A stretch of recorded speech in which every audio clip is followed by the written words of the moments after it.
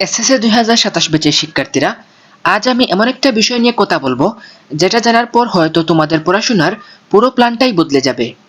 অনেকেই এখন ভাবছো আগের মতো কয়েকটা সাজেশন পড়লেই হবে, বোর্ড প্রশ্ন মুখস্থ করলেই হবে, কিংবা গাইড বই শেষ করলেই এ প্লাস নিশ্চিত। কিন্তু এখানেই আছে সবচেয়ে বড় ভুল। 2026 সালের এসএসসি পরীক্ষার প্রশ্ন বিশ্লেষণ করলে দেখা গেছে অনেক শিক্ষার্থী, বিশেষ করে এমসিকিউ অংশে অপ্রত্যাশিত প্রশ্ন দেখে অনেক সমস্যায় পড়েছে এবং অনেক শিক্ষার্থীরই পরীক্ষায় খারাপ হয়েছে। তাই আজকের ভিডিওতে আমি দেখব 2027 সালের প্রশ্নের প্রস্তুতি কিভাবে নিবে, 2026 সালের পরীক্ষার্থীরা কোথায় কোথায় সমস্যায় পড়েছিল, আর এখন থেকেই কি করলে পরীক্ষার হলে আত্মবিশ্বাস নিয়ে তোমরা পরীক্ষা দিতে পারবে। তাই ভিডিওটি অবশ্যই শেষ পর্যন্ত মনোযোগ দিয়ে দেখো। তোমরা নিশ্চয়ই জানো এখন সব বোর্ডে অভিন্ন প্রশ্নপত্রে পরীক্ষা নেওয়া হবে, অর্থাৎ ঢাকা, চট্টগ্রাম, রাজশাহী, যশোর, কুমিল্লা, সিলেট, বরিশাল, দিনাজপুর, ময়মনসিংহ সব বোর্ডেই একই প্রশ্ন থাকবে।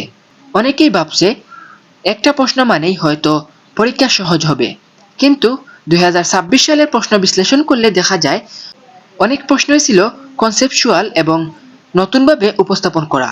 বিশেষ করে এমসিকিউ অংশে অনেক উদ্দীপক ভিত্তিক প্রশ্ন ছিল। একটি উদ্দীপক থেকেই একাধিক প্রশ্ন করা হয়েছে। তোমরা যদি অধ্যায়ের মূল টপিক ভালোভাবে না বুঝো, তাহলে শুধু মুখস্থ করেই সেই প্রশ্নের উত্তর দেওয়া সম্ভব নয়। এই কারণেই অনেক শিক্ষার্থীরা বলছে তারা পড়েছিল ঠিকই, কিন্তু পরীক্ষার হলে প্রশ্ন দেখে বিভ্রান্ত হয়ে গেছে। তাহলে এসএসসি 2027 পরীক্ষার্থীদের কি করা উচিত? প্রথম কথা, মেইন বইকে সবচেয়ে বেশি গুরুত্ব দাও।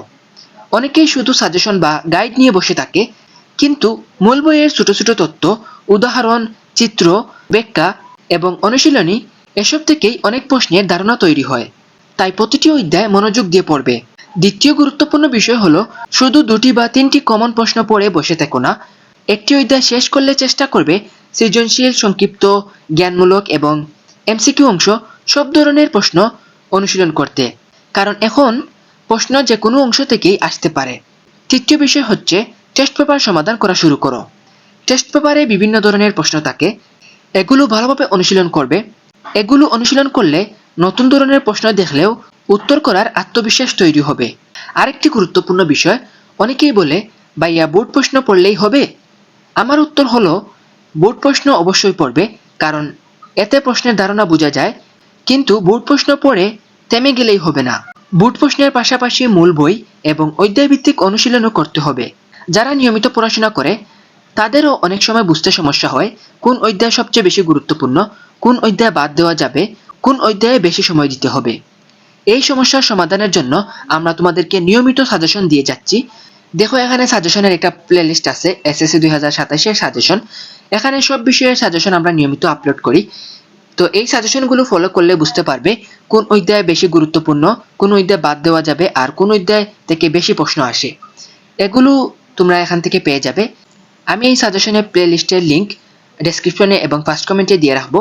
তোমরা এই সাজেশনগুলো দেখলে বিষয়গুলো ক্লিয়ার হয়ে যাবে। এছাড়াও তোমাদের জন্য আরেকটি গুরুত্বপূর্ণ তথ্য, আমি এসএসসি 2027 এর আইসিটি বিষয়ের একটি প্রিমিয়াম ফাইনাল সাজেশন শিট তৈরি করেছি। এখানে তোমরা সাজেশন শিটটি দেখতে পাচ্ছ। এই সাজেশনটি অনেক সময় নিয়ে পূর্ববর্তী বোর্ড প্রশ্ন বিশ্লেষণ করে, গুরুত্বপূর্ণ টপিক এবং পরীক্ষার ধরন বিশ্লেষণ করে তৈরি করা হয়েছে।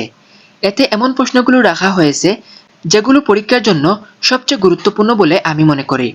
ইনশাআল্লাহ এই সাজেশন অনুশীলন করলে তোমার প্রস্তুতি আরো শক্তিশালী হবে এবং মূল বই ও এই সাজেশনটি ফলো করতে পারলে আইসিটি বিষয়ে এখান থেকেই শতভাগ কমন পড়বে ইনশাআল্লাহ। তাই অবশ্যই এই সাজেশনটি এবং মূল বই ভালোভাবে প্রস্তুতি করবে।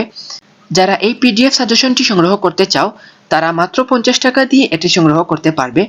ভিডিও ডেসক্রিপশনে এবং পিন কমেন্টে আমার হোয়াটসঅ্যাপ নাম্বার দেওয়া থাকবে।